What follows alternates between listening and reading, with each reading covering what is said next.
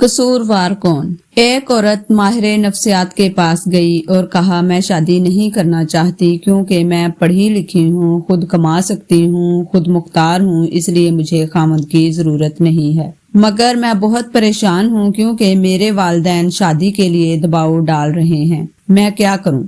माहिर नफ्सियात ने कहा, बेशक तुमने बहुत कामयाबियां हासिल कर ली हैं, लेकिन बाज दफा तुम कोई काम करना चाहो मगर ना कर सको, कभी तुमसे कुछ गलत होगा, कभी तुम नाकाम हो जाओगी, कभी तुम्हारे मंसूबे अधूरे रह जाएंगे, कभी तुम्हारी ख्वाहिशें पूरी नहीं होगी, तब तुम किसको कसूरवार ठहराओगी? क्या अपने आप को कसूरवार कहोगी?